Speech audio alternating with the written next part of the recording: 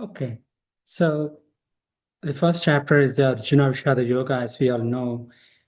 It is about the distress that Arjuna underwent, and in the distress, how he got connected to Krishna. So these are the five topics. The first one is Dhritarashtra's question to Sanjaya, and then Duryodhana started comparing the armies, and we saw some signs of Pandava's victory and Arjuna's confusion.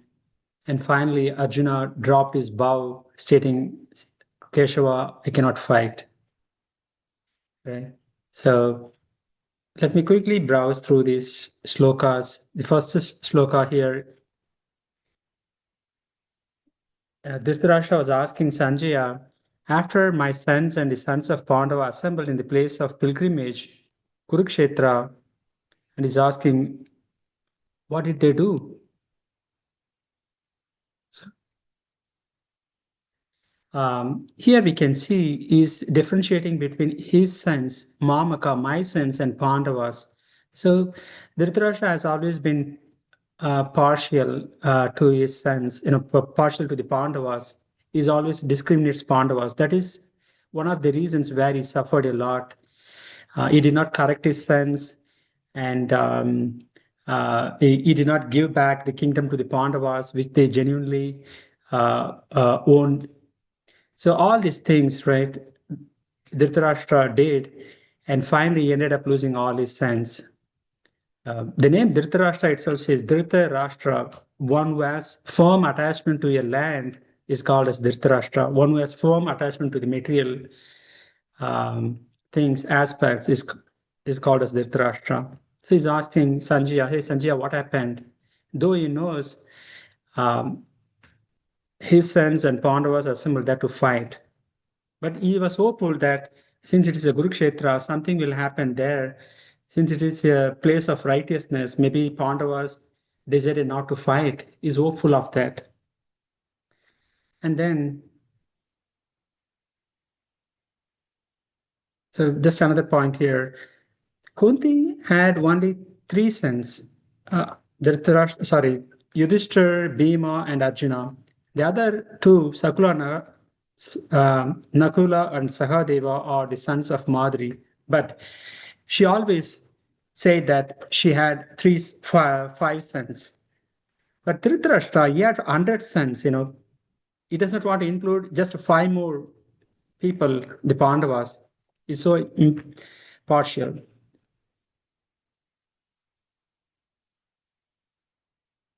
So the second shloka here, it refers to, after looking over the army in the military formation by the sons of Pandu, Duryodhana went to his teacher and spoke the following words. So Duryodhana was surprised to see the Pandavas having arranged all the military there. And he was really surprised because the Pandavas were in exile for 13 years, but still they are able to gather, 7 Akshohanis. So he went to his master and then started speaking. So this is some statistics. One Akshohani is around 22,000 chariots, 22,000 elephants, 65 or 66,000 cavalry, and around 110 infantry.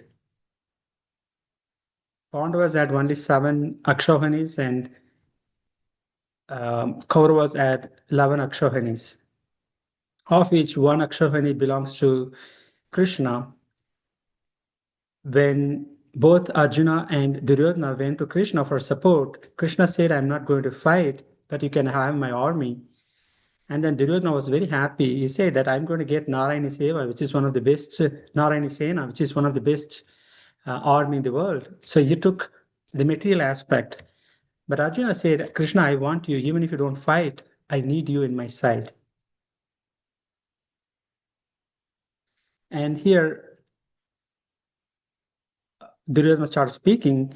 He was saying, oh, Guru, please look at the army of the Pandus, sons of the Pandus. They have been expertly arranged by your intelligent disciple, the son of Drupada. He's a little bit sarcastic because the son of Drupada is the commander-in-chief for Pandavas. He was born to kill Dronacharya. So he's sarcastically saying your intelligent disciple, he is very intelligent to learn the archery from you in order to kill you. But he was a little bit sarcastic towards Drona. And then he started, pointing out, different heroes in the army of Pandavas. He mentioned Yudhana, Virata, and Drupada, and many other people like Drishtaketu, Chaitanya, Purji. They are all different heroic and powerful fighters in the army of Pandavas. Okay, and then he continued. He mentioned around 17 people from the army of Pandavas. And then he started explaining, okay, he thought that probably Dronacharya may be thinking that Duryodhana is more fearful of Pandavas. So diplomatically, Duryodhana changed. He said, no, not only for your information, we also have a lot of heroic people in our army. Let me tell you about the captains who are especially qualified to lead my military force. So he started explaining about his army. He said, Bhishma, Karna, Kripa, Ashwatthama, Vikarna, sons of Somadatta, Bhurishwara, they are always very heroic people who are always victorious in the battle. And then he also mentioned there are many other heroes who are prepared to lay down their lives for my sake. So he's already concluded that all those people in his side are going to lay down their lives for his sake. That is an indirect message here.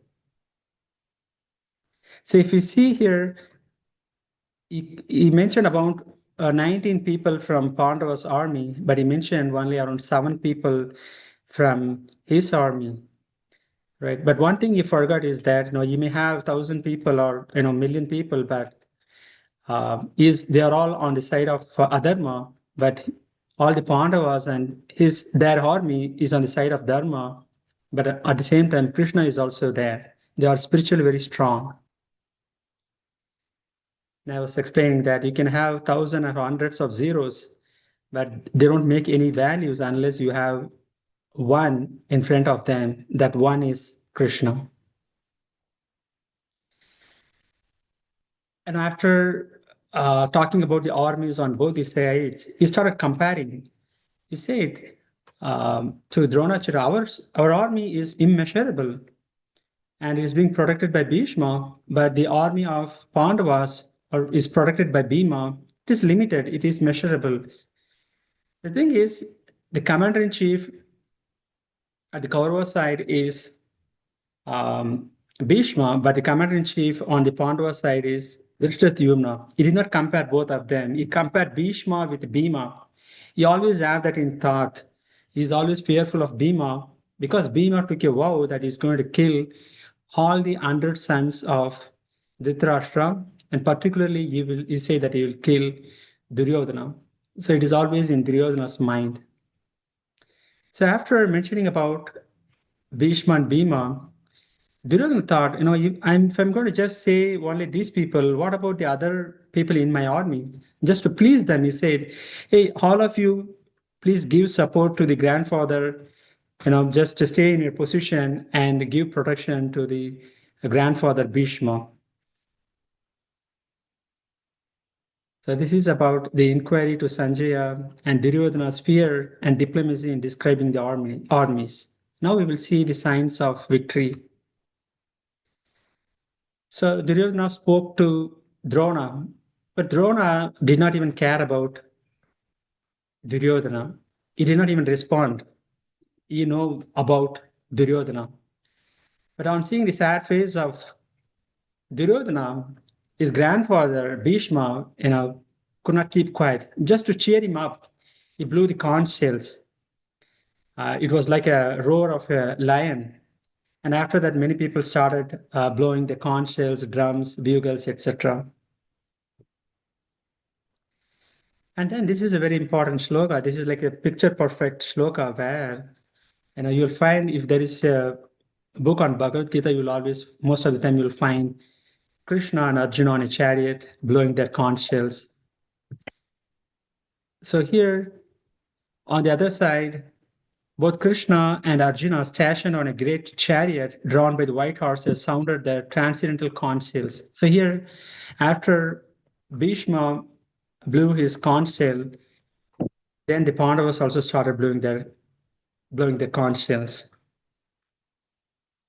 So one thing to note here is Krishna is the Bhakta Vatsala. He has so much love and affection towards his devotee is that he takes up any even menial servant position. Becoming a charioteer is a very low position, but he took that, because of his love towards his devotee and friend Arjuna. Even in history, we see in many places where Krishna took up menial servant position, servitorship, to serve his devotees. And then, okay. So these are the names of the conch shells.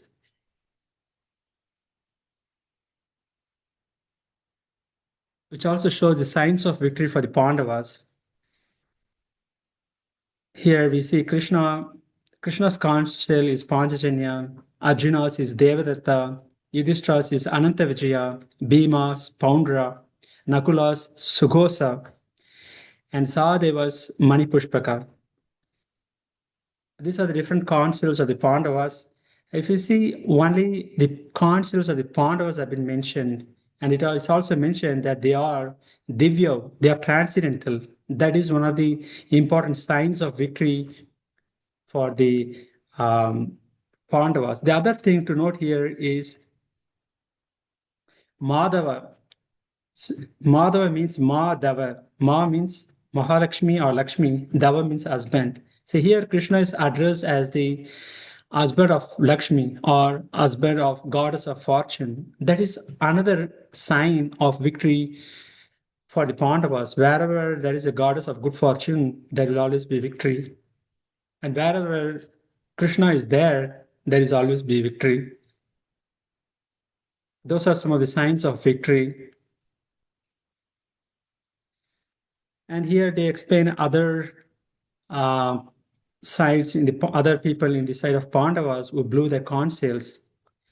And there is a small statistics. They mentioned about the conch shells of 16 Pandavas, but they mentioned the conch shell of only one Kaurava, that is Bhishma. That itself shows the significance of the presence of Krishna and the Pandavas in the battlefield. This is also another sign of victory. The blowing of the different conch shells became uproarious, particularly the conch shells from the Pandavas, vibrating both in the sky and on the earth. It has shattered the hearts of the sons of Dhritarashtra. That is another sign of victory for the Pandavas. At the time, Arjuna, the son of Pandu, was seated in the chariot bearing the flag marked with Hanuman. He took up his bow and prepared to shoot his arrows. After looking at the sons of the Dhritarashtra, Arjuna then spoke to Lord Krishna. So Arjuna was prepared, is more enthusiastic with the, he wants to fight and kill the Kauravas. He took his arrow, bow and arrow. All right. So here another important sign of victory for the Pandavas is that it is Kapitvajaha. Hanumanji is on his flag. Wherever Hanuman is there, it's also a sign of victory because Hanuman helped Rama to kill Ravana. Here, Hanuman is here in the flag of chariot of Arjuna to help him victorious. The other thing in this story is that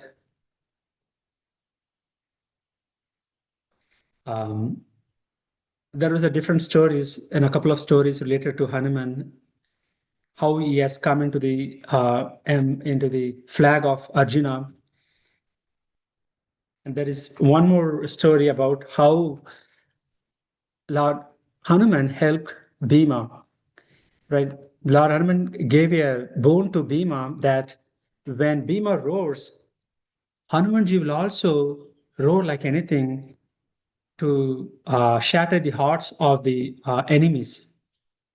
So Hanuman was playing a two-part here, one on the chariot of Arjuna and also in the voice of Bhima. When Bhima shouts, Hanuman will also be shouting like anything to create fear in the enemies.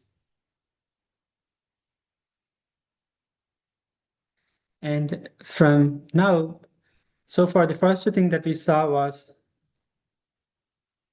right, Dhritarashtra's inquiry to Sanjaya, and then Duryodhana's fear and diplomacy in describing the armies. He started comparing those armies, and then each of the parties, Pandavas and Kauravas, started blowing their conch shells.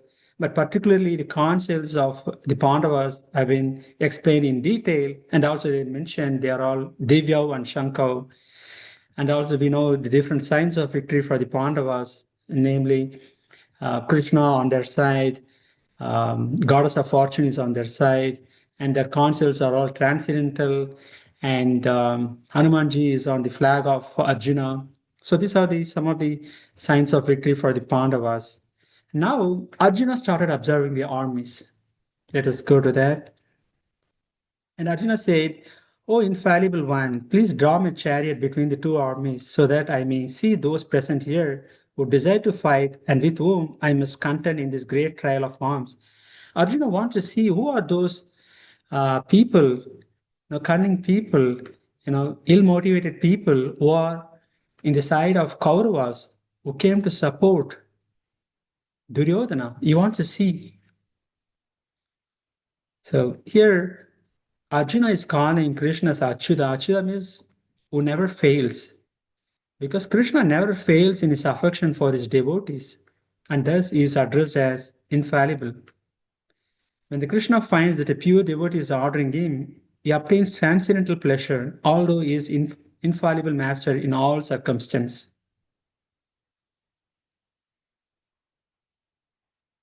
But still he is supreme. The relationship between the Lord and his servitor is very sweet and transcendental. The servitor is always ready to render service to the Lord, and similarly, the Lord is also seeking an opportunity to render service to the devotee.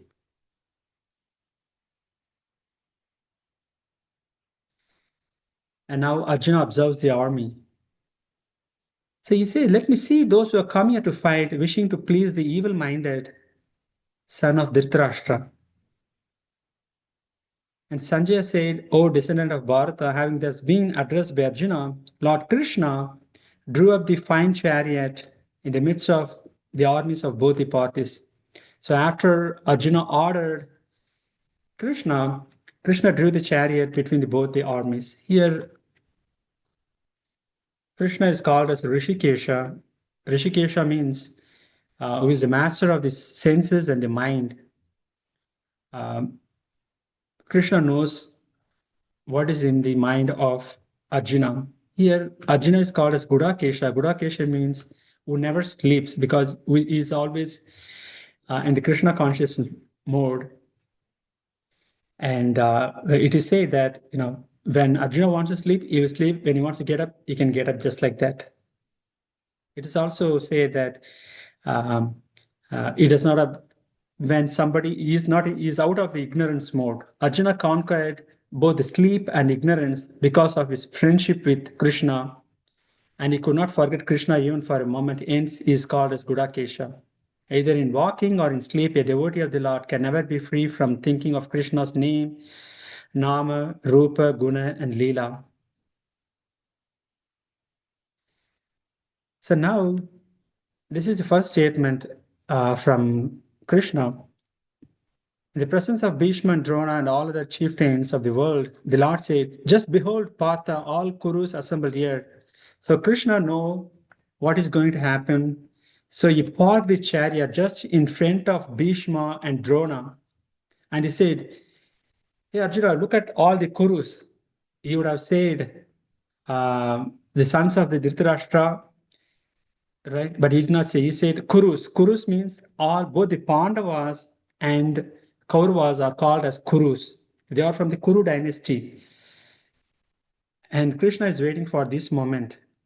Arjuna is slowly getting bewildered because Krishna has cleverly arranged this moment, these circumstances, so that Krishna can deliver Bhagavad Gita for the benefit of the mankind. So now slowly Arjuna will get bewildered and he will be put into delusion so that Krishna can deliver Bhagavad Gita. Okay. Now Krishna says, Arjuna see within the midst of the armies of both the parties, he could see fathers, grandfathers, teachers, maternal uncles, everybody, all his kith and kin. So these are the people that they are his very close relatives, but he could see all of them.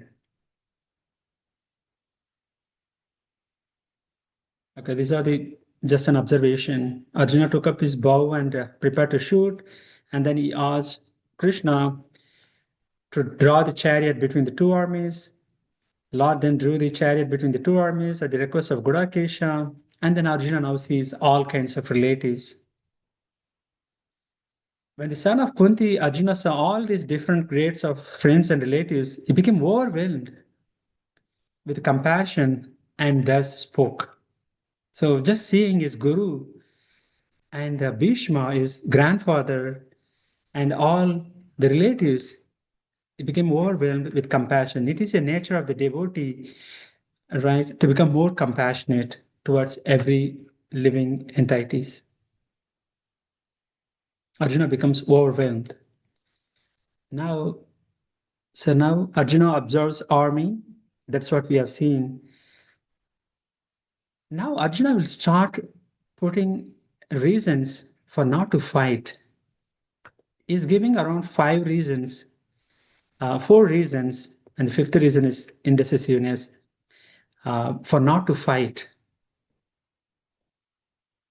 So the thing here is the Arjuna is in a very distressed state, right? When somebody is in distressed state, they go for different things. Somebody will go for intoxication or anything to come out of this or temporarily.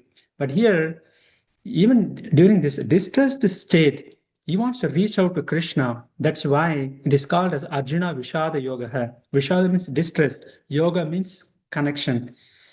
Even through the distress, Arjuna is connecting with Krishna. It is said sometimes the Lord puts us into a distressful situation so that, we turn towards the Lord.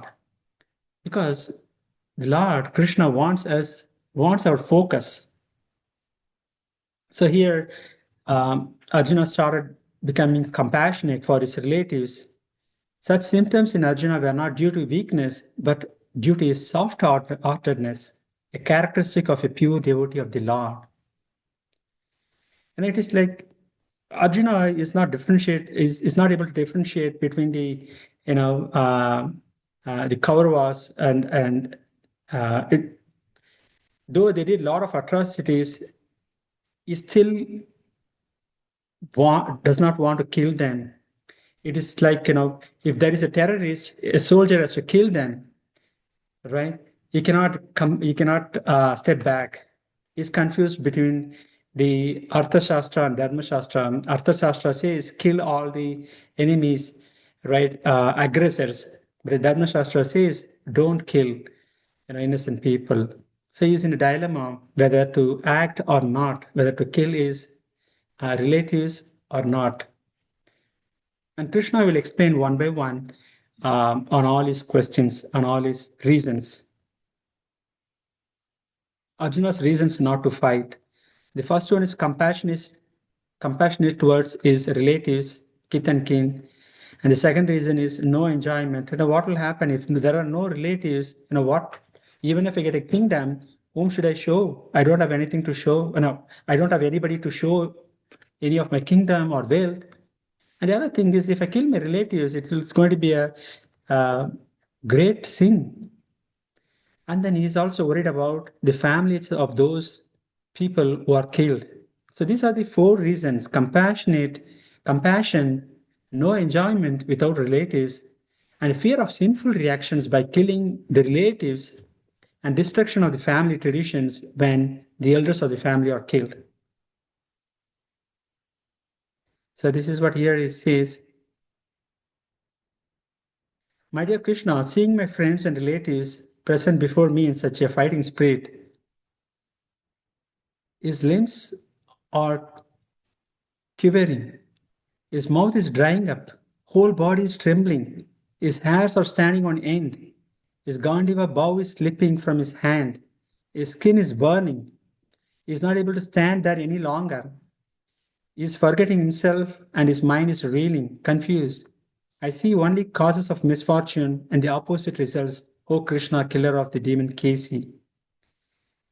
So these are some of the symptoms that he, due to compassion towards his relatives, previously, even during the Virata youth, where he fought with all the Kauravas single-handedly, but at that time, there was no intention to kill those Kauravas during the Virata youth, where Kauravas came when the Pandavas were in exile, and to expose the Pandavas, Arjuna killed all of Arjuna fought with all of them, but he did not kill them.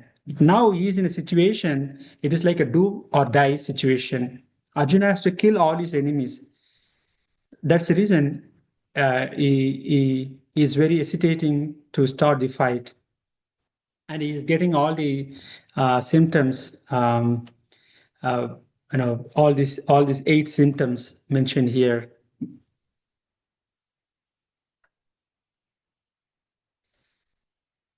And he's saying, unable to stand here any longer, I'm forgetting myself. My mind is failing. I only see the causes of misfortune. He says, I don't see anything good will happen by killing my kith and kin. Now, what good will happen by killing them? Nothing. I see only the causes of misfortune. That was his first reason, by being compassionate. So excessive attachment for material things puts a man in such a bewildering condition. Everyone is interested in himself and his own welfare. One's real self-interest lies in Vishnu or Krishna. The conditioned soul forgets this and therefore suffers material pains. If you are always, having interest on the material thing, too much attachment, by forgetting Krishna, we will suffer material pains due to the Maya acting on us. Here, Arjuna says, this is the second reason. No enjoyment. First reason we saw compassionate for relatives and the resultant bodily symptoms. And the second reason is forcing no enjoyment in victory. I don't see how any good can come from killing my own kinsman in this battle, nor can I, my dear Krishna, desire any subsequent victory, kingdom, and happiness. See, here he mentions Swajanam. Swajana means my relatives, is including both the Kauravas and Pandavas together as his own kith and kingsmen. But then in the first shloka, Dhritarashtra just started discriminating my Mamakas, my sons, Pandavas, sons of the Pandavas, right? That is the difference between a devotee and a evil-minded person like Dhritarashtra. So,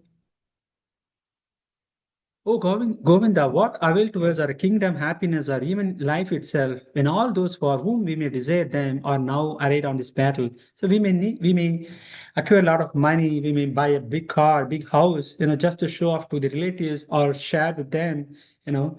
But if there are no relatives, what is the point of getting all this kingdom and wealth? That is Arjuna's question. Forcing no enjoyment, even if there is a victory, and everything that he may have to use after killing all his relatives, they may be blood-stained. That is his fear. So that is what he's saying. There is no pleasure without relatives. There is no enjoyment by killing them and acquiring the kingdom. So by addressing Krishna as Govinda, Arjuna indicates that Krishna has to understand what will satisfy Arjuna's senses. So as I mentioned in the deep dive classes, right, each and every name given is circumstantial. You know, um, when Krishna is called as Rishikesha, um, is a master of mind and the senses. Right here, he is called as Govinda. Govinda means one who gives pleasure to cows and brahmanas and the senses, one who gives pleasure. So here, Arjuna is addressing Krishna as Govinda. Govinda, you give the pleasure to the cows and the senses. You please give me pleasure. Understand my situation. But the Acharyas explain, if you try to satisfy the senses of Govinda, then automatically our senses are satisfied. But if you try to satisfy only our senses, we undergo, the reactions. But if we satisfy the senses of the Lord, right? Senses of the Lord by means, doing devotional service. And if you want to eat a good food, that's all right. But offer the food to Krishna, offer the food to Vishnu, right? And then eat as a prasadam, right? And at least sometimes see the Arsha Vigraha of the Lord. At least sometime, see, chant the holy name of the Lord. At least sometime, listen to the, Bhagavad Gita or read Bhagavad Gita and do some devotional service to the Lord. These are when we do such, services to the Lord using our senses, automatically we will feel enjoyment. Our senses will get satisfied. It is like if we are hungry, we are just feeding our stomach, right? When we feed our stomach, all our body parts get satisfied. Likewise, when we satisfy Krishna, by offering flowers, by offering water, by offering bhoga, by lighting an incense, those things, when we please the senses of Krishna, automatically we will be satisfied. That's why Krishna in the 9th chapter says, this devotional service is susukam kartum avyayam. It is susukam. We will experience the joy and the satisfaction only when we start doing it, specifically, voluntarily, because Krishna has given us, free will, right? To make sure that we, with our free will, voluntarily do devotional service. That can come by voluntarily doing it or by associating with the devotees. Now, he started describing and everyone who was assembled here. Okay. Why should I wish to kill them even though they might otherwise kill me? O maintainer of all living entities, I'm not prepared to fight with them even in exchange for the three worlds, let alone this earth. What pleasure will we derive from killing the sons of Dhritarashtra? No, even if Arjuna says, even if somebody gives me, three worlds, I'm not ready to kill my relatives. All right. What pleasure will come by killing the devotees? Sorry, killing the relatives. That is his question. Krishna will answer one by one to all these reasons very nicely in the second and the subsequent chapter. But here it is said, the Acharyas explain, a devotee does not retaliate against the wrongdoer. All right. Kauravas did a lot of atrocities, but as a devotee, Arjuna does not want to retaliate. But the Lord does not, tolerate that. Anything done to the devotees. Lord can excuse a person on his own account, but he never excuses anyone who has done harm to his devotees. Right? So this is a story of Ambarish Maharaj, when I have explained in the deep dive session, how Durvasa Muni, out of anger, tried to kill Ambarish Maharaj, was protected by Sudarshan, and then the Sudarshan Chakra killed the demon and was chasing Durvasa because he is protected by Krishna personally. Nobody can do harm. That's why Krishna says, Name Bhakta Pranashyati, my devotees never vanquish. So we see second reason, forcing no enjoyment in the victory. Now we'll see the third reason.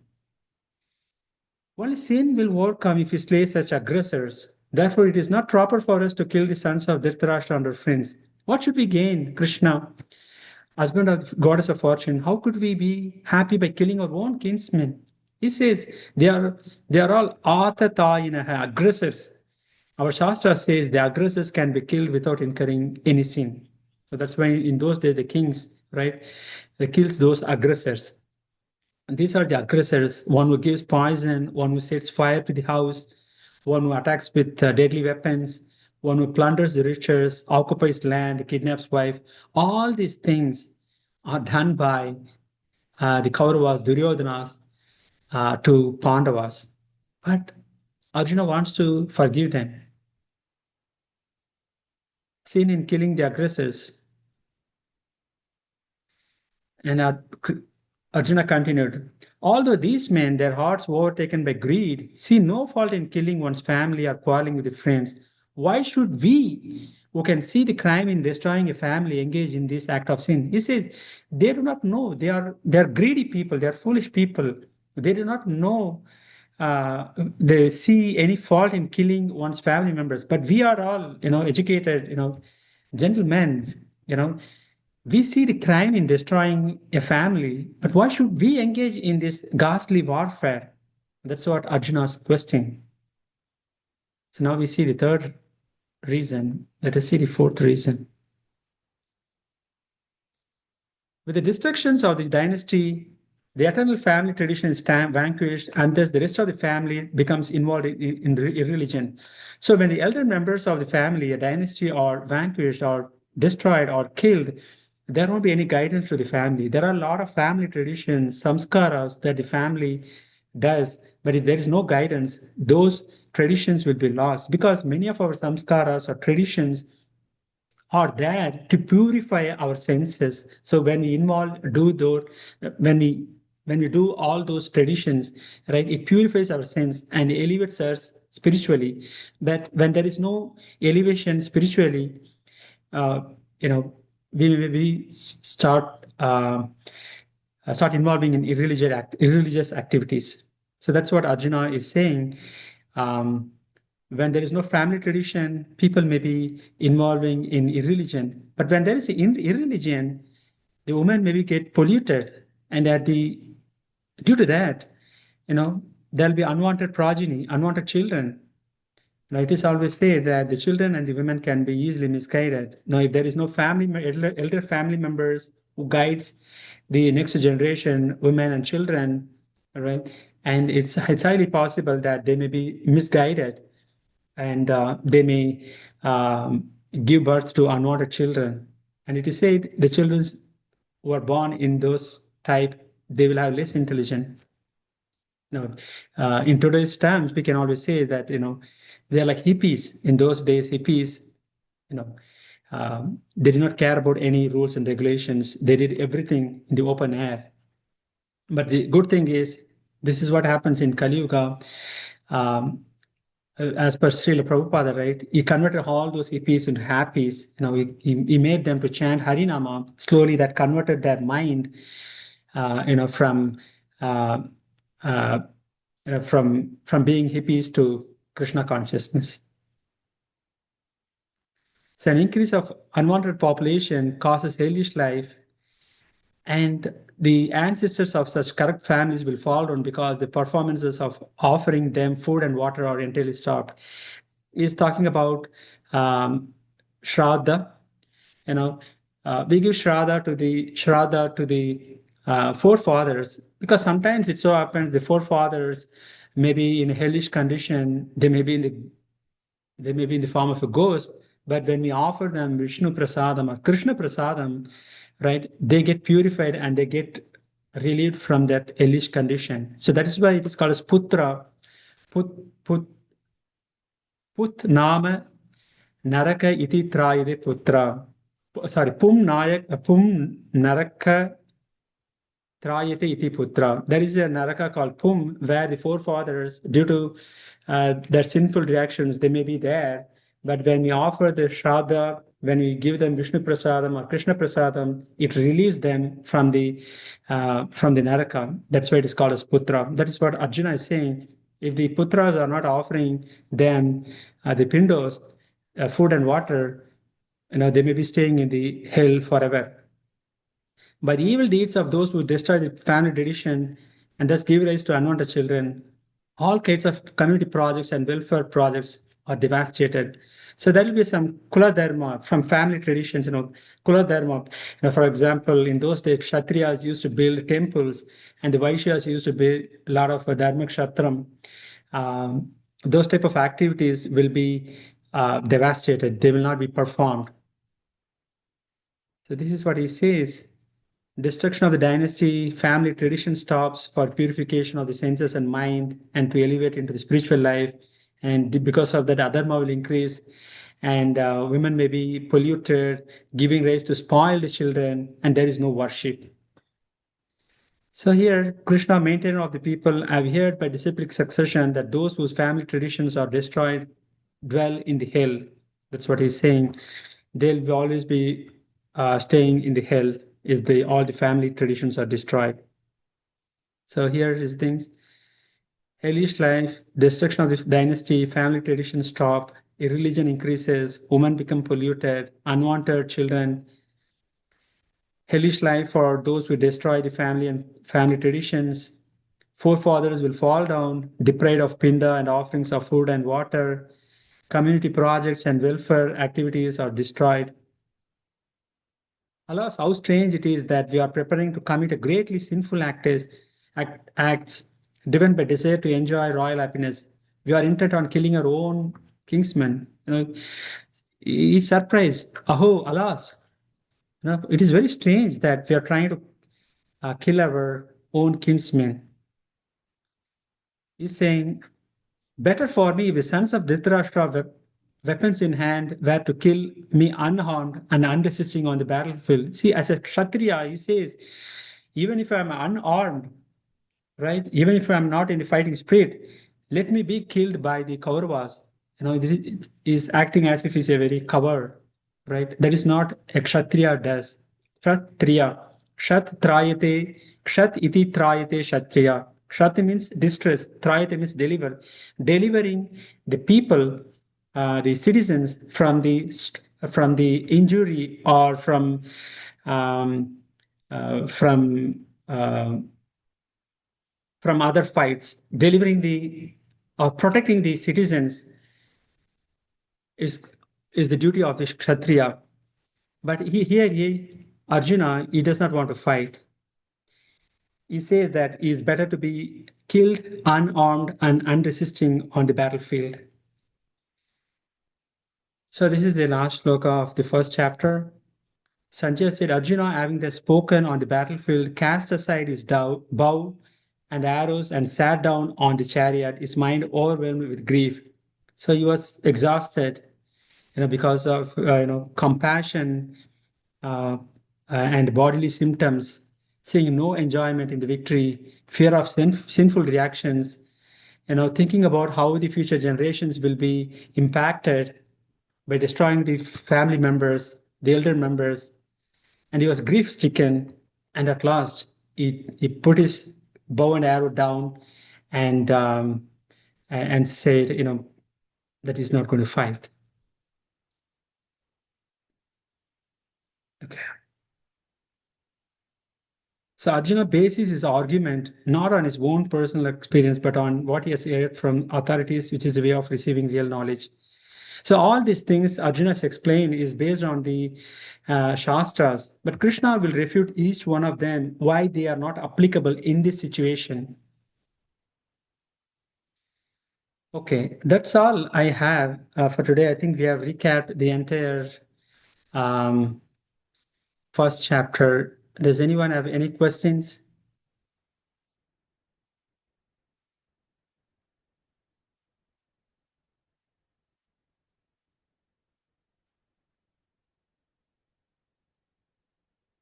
So next week, probably we will go with uh, a specific class for reading or reciting the shlokas and how to pronounce with authentic Sanskritam transliteration. Does anyone have any questions so far?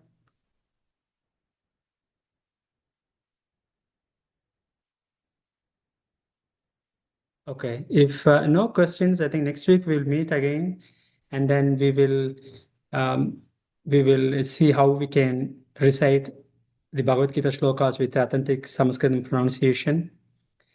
Okay, thank you very much, everyone. Thanks for taking time. Bhagavad Gita ki jai, Srila Prabhupada ki jai, Sarvam Sai Krishna Arpanamastu. Hare Krishna. Thank you very much. Hare Krishna. Thank you, Prabhuji. Thank you, Prabhuji. Thank you, Prabhuji. Hare Krishna. Thank you.